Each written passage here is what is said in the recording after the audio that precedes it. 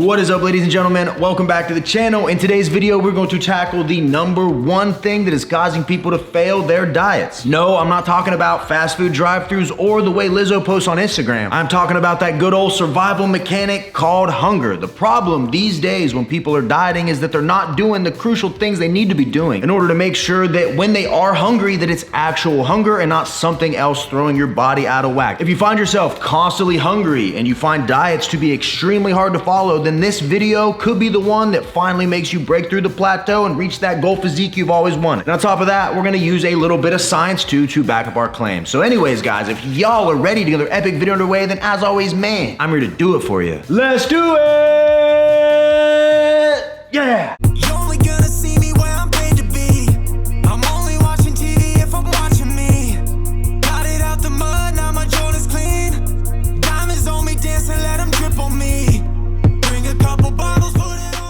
Before we hop into this, I do want to make a quick announcement. The new flavor of Anabar White Chocolate Berry Crunch is going to be dropping on July 7th at 3 p.m. Central. So set a reminder in your calendars now. You know how quick these sell out. And I know I'm a little biased, but quite honestly, I think this is the best flavor we've ever dropped. If you like Captain Crunch berries and you like foods that are helping you get in a little protein while still tasting amazing, then you don't want to miss this drop. As always, you can head over to theanabar.com, use my code RJF10, you're going to save money and you're going to be getting the best tasting protein bar on the market. Be there or be square. Now, a lot of these studies I'm about to reference in regards to controlling your hunger, I did pull this information from a Healthline article. I will go ahead and put that article in the description box below in case you want more clarity, because I'm about to be pretty surface level with these. I'm not a scientist, but I'm still gonna do my best to explain. But like I said, if you want more clarity, you can always find it down in the description box. All right, folks, let's get right into it. The first thing that we can do to ensure our hunger isn't out of control, how we're gonna feel more full after we eat meals, we're gonna feel more satiated, is to simply make sure we are eating enough protein. Now, everybody always asks me, Rem, why the anabolic diet? Why should I be focusing on protein? And I'm gonna give you a few reasons. The first one being that when you consume protein, it takes quite a while to digest, way longer than it takes fat or carbs to be broken down in your gut. So let's say you woke up in the morning and you had eggs or you had chicken breast for breakfast. That is going to be digesting slowly throughout the course of the day, sitting in your stomach, taking up space. But in turn, if you eat a bowl of sugary cereal or you have a donut or muffin for breakfast, that's gonna be primarily carbohydrates and sugar, which are gonna be instantly broken down by the body, and in turn, it's gonna be digested and through your system really quick. On top of that, there's gonna be a lot of sugar involved, which can also lead to you feeling more hungry, sugar cravings, and overall, it'll make it harder to say no later on in the day. And if we're talking about studies, according to 5 different ones that were done, adding more protein to your diet can increase feelings of fullness, lower your hunger hormone levels, such as ghrelin, and potentially help you eat less at your next meal. If you are less hungry, then in turn, by default, it makes sense that you would eat less. And there's a few different studies on here. I recommend you read them. It's actually pretty eye-opening, but one that I really liked was where they took 50 adults that were all overweight or obese, and then they split them into 2 different groups, and they had one group that just ate pizza and another group that drank a protein shake 30 minutes before consuming the pizza. And on average, the people that had the protein in their system before eating the pizza were way less hungry, ate much less, and overall took in fewer calories. So what I always preach to people is that you don't have to eat an exorbitant amount of protein, but as long as you're prioritizing it in your meals, such as making sure at least 30 to 40% of your meal is protein, it's gonna put you in a way better spot, keep you way fuller, and overall make sticking to your diet that much easier. And the second science-backed thing we can do to control our hunger and reduce our appetites, increase satiety, is to drink more water. Now, this is actually a funny one because surprisingly, a huge number of people in general aren't drinking enough water every single day. There was a weird statistic I read once that stated there's a huge percentage of the population that walks around chronically dehydrated, which can explain a lot of feelings of depression, low energy, bad mood, low sex drive, all of the above. We're simply not hydrated enough. And if you wonder why water works so well at keeping you full and satiated, I mean, it's really as easy as this. If you look at your stomach as a whole and you think of it as an empty bag, anytime you eat, you're filling that up. And let's say you eat a meal and you only fill up half of your stomach and yet you drank no water. The second you add water in there, boom, it expands and fills up your stomach, which is in turn going to help your body understand that you are actually full, and it's gonna start sending those signals to your brain telling you, hey, we're done eating. I use this example a lot. Have you ever went out eating a lot of food, you're pretty full, but you realize over the course of that dinner you didn't drink any water? Maybe you waited a little bit, you get home, you get your gallon jug, you do a bunch of big gulps, and boom, after that you are twice as full as you were before, sometimes even miserable. And that's because you have stretched your stomach to its limit. And there's one study on here that I absolutely loved. They did a study with two different groups. One of the groups drank 2 glasses of water before they ate, and the other group just went into the meal. What they found is the one that drank 2 glasses of water before they went into the meal ate 22% less than the ones that didn't. And that's only with drinking 2 glasses of water. So I always recommend, if you're in one of those periods where you're actually dieting and you're in a calorie deficit, with every single meal that you eat, prioritize getting that water in before, during, and after. And another big thing I want to touch on that they also covered in these studies was that the body is notoriously bad at mistaking thirst for hunger. And here's a good test of that. If you're ever sitting there and you're hungry and you're thinking about all the foods you want to eat, if you can't look at a plate of chicken breast and broccoli and want to actually eat it, then there's a good chance that you aren't actually hungry and you might just be thirsty. This is why you see every bodybuilder and fitness competitor always carry around a jug of water. It's not just a gym bro status thing. Quite literally, having that water can be crucial when you're trying to cut down, especially if you're trying to get show ready. So increase those fluids, increase that water, fill that stomach up more, and it's going to do wonders in helping you stay satisfied, satiated, and most importantly, on the right track with your diet. And the third way to ensure that we are not starving all day is to focus more on eating low-calorie, high-volume foods as opposed to high-calorie, low-volume dense foods. And let me give you guys an example. So if we take a spoon of almond butter, right? We get this tiny little spoon that can equal around 200 calories for that little amount. That's not going to take up much room in your stomach, as opposed to 200 calories of spinach that would probably fill this entire room. So if you've ever watched those videos that are the eat this, not that style, where they show you the amount of calories in, let's say, a chocolate bar, as opposed to the same amount of calories in a lot of chicken breast, we can use information like that to our advantage. There are certain foods that are just simply going to be higher volume for a lot less calories. This is why you see a lot of bodybuilders, people that are fitness models, eating a lot of green vegetables. Obviously, it's healthy for you and there's fiber, which also fills you up and expands in your stomach. But really, a food like broccoli is so low calorie and so high volume that adding it to a meal is going to fill your stomach up even more and help you be less hungry. But if you guys know anything about me, you know that I don't really eat a lot of veggies. I've never really been a big fan. So in turn, I like to lean on other high volume foods to accomplish this. So if I look at what I had for breakfast today, which was 2 of my Anabolic chocolate chip waffles, it was around 400 calories. We got over 50 grams of protein, but the difference is that this is a massive plate of food. And on top of all that volume, we're still getting in the protein, so we're kind of doing a double-pronged approach to help us feel full. Whereas if you just ate a bowl of sugary cereal for breakfast, 400 calories, the bowl ends up being way smaller, there was no protein in it, it's not going to take as long to digest, and in turn, you're gonna find yourself hungry probably about an hour later. So what I recommend is that if you guys watch this channel or you have my cookbook, a lot of the McFlurry and the Blizzard ice cream recipes are extremely filling, low calorie, high volume. Literally, they'll have you so full at the end of it, you might even feel a little sick to your stomach, and I'm being honest. Or a lot of the breakfast recipes like the Anabolic French toast is a classic, the chocolate chip waffles are a classic, or even the burrito recipes on the channel where we use the high fiber tortillas. All of these are gonna be high volume, loaded down with protein, really filling your stomach up. And if you can take 2 or 3 of your meals every single day and include these types of foods, and then just add some snacks to that, you're gonna be in a way better spot as opposed to just eating high calorie, low volume foods all day, having pitiful amounts of food at every meal, and then you're hungry an hour later. If you can make those simple swaps, you're gonna be in a way better spot, and this whole dieting thing, losing weight, building muscle, is gonna be way easier. And the fourth thing we can do that is extremely crucial in making sure that we are not hungry all day and we're actually satisfied after our meals is to ensure that we are getting good, restful sleep. Now, what constitutes good, restful sleep, you might add, and the studies that have been done on this, the actual results show that healthy adults need between 7 to 8 hours of good sleep every single night. If you get less than 5 hours, you are considered sleep deprived. And you may wonder why this is important. Well, they did a study. They took 2 different groups of people, healthy adults, and they tested their hormones after sleeping. The one group got a full 7 to 8 hours of sleep, and the other group got less than 5 hours. What they noticed in the other group was that they had a pretty massive increase in the hunger hormone ghrelin. And essentially, if your body is producing this hormone, it is making you hungry. On days where you don't get adequate sleep, have you ever noticed just how easy it is to cheat on your diet and just how bad those cravings can get? When you're sleep deprived and don't have energy, your body thinks you need energy, and it's going to try to get you to ingest energy by any means necessary, which means that ghrelin's gonna ramp way up and you're gonna crave sugary, fatty, high calorie foods. That is just the name of the game. Seriously, everybody here can attest to it. When you have a bad night's sleep, everything in life gets harder. Your motivation dips down, you're way more hungry, you're way easier to say screw it on a diet or to give up on a goal you're following, you're way less optimistic, things are not as good when you're not sleeping well. So you need to ensure that you are. And some quick tips that I've employed myself is A, I don't drink any caffeine past noon. That one is huge. I didn't realize having an energy drink at 3 or 4 p.m. how much that was hurting my sleep at night. The other thing that I started doing doing was taking my phone and removing it completely from the bedroom at night. This ensures I'm not getting lost in some Twitter rabbit hole right before bed, making myself angry because people are generally stupid.